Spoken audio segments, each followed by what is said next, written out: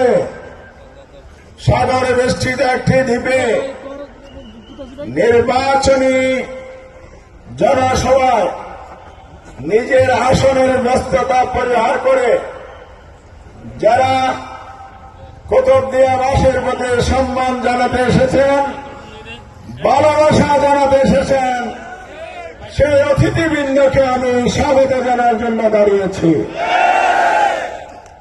সেই সাথে আমি আজকে ওনাদের বক্তব্য শুনতে এসেছি, আপনাদের অধিকারের কথা বলতে এসেছি। ইতিমধ্যে আমার ভাই জুলাই যোদ্ধা নাহিদুল ইসলাম আমার কথা প্রায় বলেই দিয়েছে।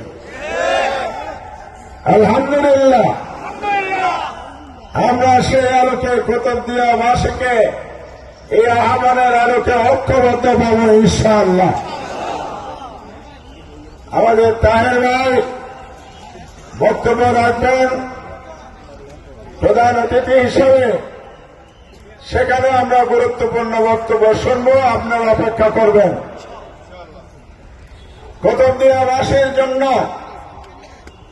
বড় সৌভাগ্যের বিষয়, যারা আগামী দিনে সরকার পরিচালনা করবেন, মন্ত্রী পরিষদের প্রভাবশালী সদস্য হিসেবে দায়িত্ব পালন করবেন ইনশাআল্লাহ। আল্লাহর সাহায্য রহমতের বদৌলতে জনগণের সমর্থনে তাহের ভাই, নাহিদ ভাই ওনারা ক্যাবিনেটে থাকবেন ইনশাআল্লাহ। কুতুবদিয়াবাসীর পানের কথা বলে যাচ্ছেন, ওনাদের স্মরণ থাকবে, আপনাদের ভাগ্য উন্নয়নের জন্য কাজ করবেন ইনশাআল্লাহ। আজকে আমাদের কুতুবদিয়ার বড় সমস্যা কি? আপনারা বলেন কি সমস্যা?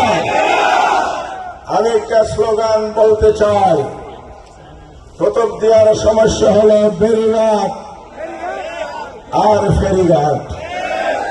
কি সমস্যা? বাইরের হন স্লোগান দেন, বেড়িঘাট ফেরিঘাট, বেড়িঘাট ফেরিঘাট।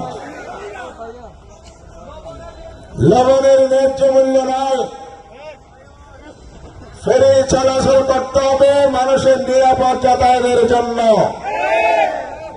ইতিমধ্যে আমি বহু চেষ্টা করেছি, অনেকে চেষ্টা করেছেন, সি ট্রাক চালু হয়েছে, বয়স্কারি দেওয়া হয়েছে, এটা যথেষ্ট নয়।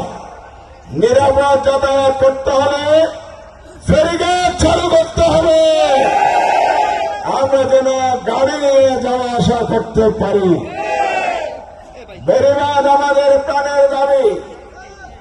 আমার সম্পদ আছে, আমার জনগণ যদি বেঁচে না থাকে তাহলে এই সম্পদ দিয়ে আমাদের কি হবে? প্রাণ রক্ষা, জীবন রক্ষা, সম্পদ রক্ষার জন্য অবশ্যই অবশ্যই বেড়িবাঁধ করতে হবে কুতুবদিয়া। অবাধিয়ার বেড়িবাঁধ আছে নাই?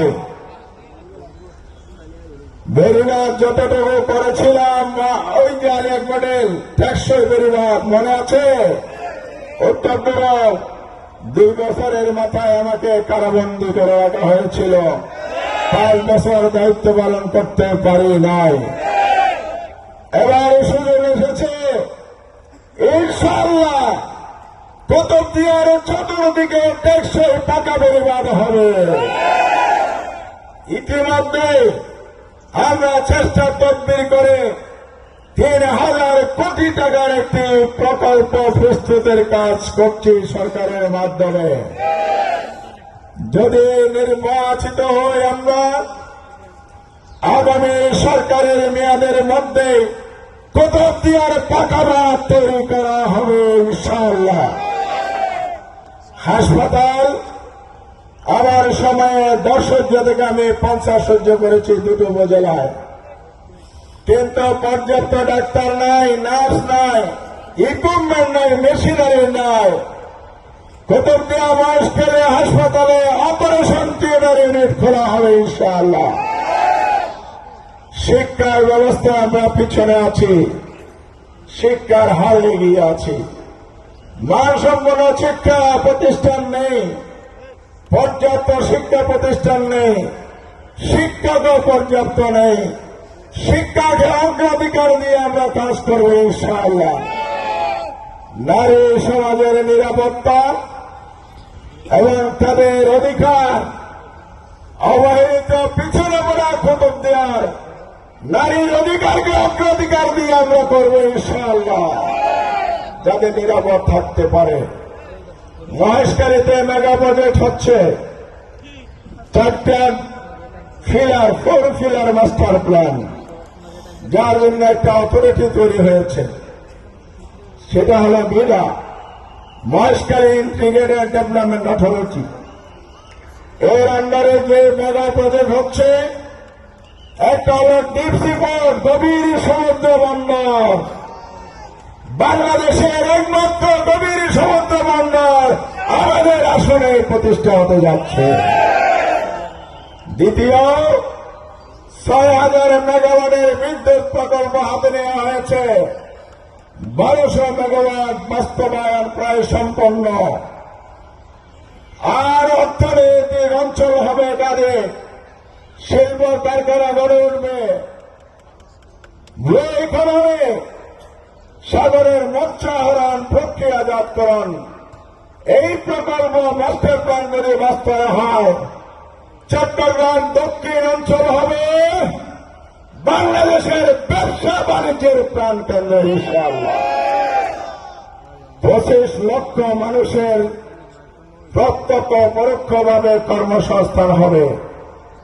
আমি বিডার চেয়ারম্যানকে স্পষ্ট বলেছি, এই প্রকল্প বাস্তবায়ন যদি হয়, আমার মহেশখালী কুতুবদিয়ার মানুষ যারা জমি হারিয়েছে অধিগ্রহণের কারণে, তাদেরকে পুনর্বাসন করার পাশাপাশি আমাদের ছেলে সন্তানদেরকে সবার আগে চাকরি দিতে হবে।